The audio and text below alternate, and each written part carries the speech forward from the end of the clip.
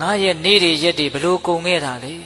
တနည်းအားဖြင့်ငါရဲ့အသက်တွေဘလို့ကြီးခဲ့တာလေပြန်စဉ်းစားကြည့်စမ်းအခုအသက်90ရှိပြီဘာတွေမေမေရရကိုယ့်အတွက်ထောက်ထောက်ခံခံဖြစ်မဲ့ကိစ္စတွေဘာတွေလှုပ်ထားလဲဘာတွေခိုင်ခိုင်မာမာကို့မှာအသိဉာဏ်တွေရှိပြီလေဝိုးတော်ဝါဒရောင်ပေးပေးရောင်နာနာနဲ့အချိန်ကုန်ခဲ့တာများတယ်ဒီစကားကဘယ်သူကိုပြောပြောလွဲခဲ့ပါတယ်ဗျာ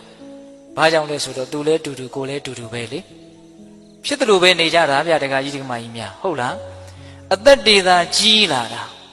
စိတ်ချရတဲ့ကျင့်တတ်ရတဲ့အားရှိစေတဲ့အသိဉာဏ်တွေရအောင်ဘယ်သူမှမလုပ်ရသေးတာများတယ်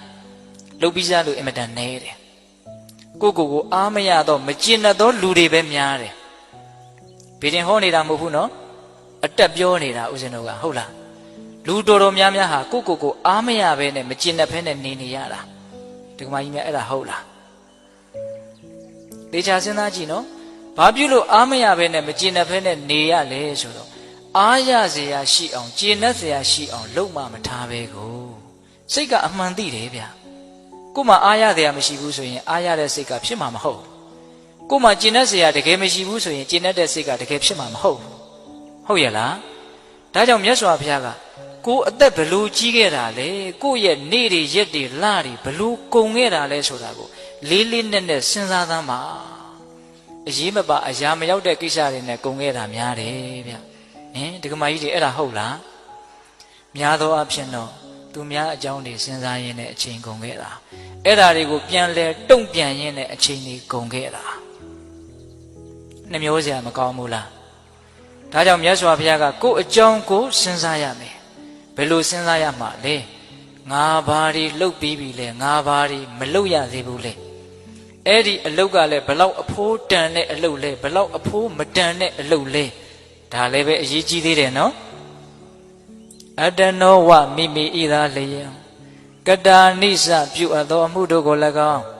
အကတာနိစ္စမပြုအပ်သောအမှုတို့ကို၎င်းအဝေခေယအလုတ်တစ်ခုကယူပြု၍ကြည့်ရှုဆင်ခြင်ကြကုန်ရ၏ကိုဘာတွေလုပ်ပြီးပြီလဲဘာတွေမလုပ်ရသေးဘူးလဲဆိုတာကိုစဉ်းစားရမယ်စဉ်းစားလိုက်လို့ရှိရင်ကိုအကြောင်းကိုစဉ်းစားရင်နှစ်မျိုးတွေ့မယ်ဗျတရားကိုဦးဇင်းကအစီအစဉ်လေးချပြီးတော့ပြောနေတာနော်ကိုအကြောင်းကိုစဉ်းစားရမယ်သိရမယ်လို့စောစောကနှစ်မျိုးပြောခဲ့တယ်နော်အခုစဉ်းစားရမယ်အပိုင်းကိုပြောနေတာသိရမယ်အပိုင်းကိုမပြောသေးဘူးစဉ်းစားတဲ့အပိုင်းမှာလည်းပဲစဉ်းစားရင်လည်းနှစ်မျိုးတွေ့မယ်ကိုအကြောင်းကိုစဉ်းစားရင်ဘယ်နှမျိုးတွေ့မယ်နှစ်မျိုးတွေ့မယ်အဲ့ဒါကဘာလဲဆိုတော့ကိုယ့်ရဲ့မကောင်းခွက်ကိုယ့်ရဲ့ကောင်းခွက်တနည်းအားဖြင့်ကိုယ့်ရဲ့မကောင်းတာရဲ့ကိုယ့်ရဲ့ကောင်းတာရဲ့ဒီနှစ်မျိုးကိုတွေ့ရမယ်တရားဓမ္မတို့ဦးဇင်းတို့ဆိုတာကောင်းတာရဲ့မကောင်းတာရဲ့ကိုရောမှွေထားတာပဲမဟုတ်လားကောင်းတာကြီးပဲလားမဟုတ်ဘူးဒါမြင်မကောင်းတာကြီးပဲလားမဟုတ်ဘူးကောင်းတာတွေလည်းရှိတယ်မကောင်းတာတွေလည်းရှိတယ်မကောင်းတာတွေကိုလည်းမကောင်းဘူးလို့သိရတယ်ကောင်းတာတွေကိုလည်းကောင်းတယ်လို့သိရတယ်မကောင်းတာကိုမကောင်းဘူးလို့ငါမယ်မကောင်းတာတွေရှိတယ်လို့စဉ်းစားမိတော့ဘာအကျိုးရှိလဲဆိုတော့ဒီမကောင်းတာတွေဟာငါ့ကိုမကောင်းကျိုးကိုဖြစ်စေမှာလို့စဉ်းစားပြီးတော့အဲ့ဒီမကောင်းတာတွေကနေလွတ်မြောက်အောင်ကြိုးစားဖို့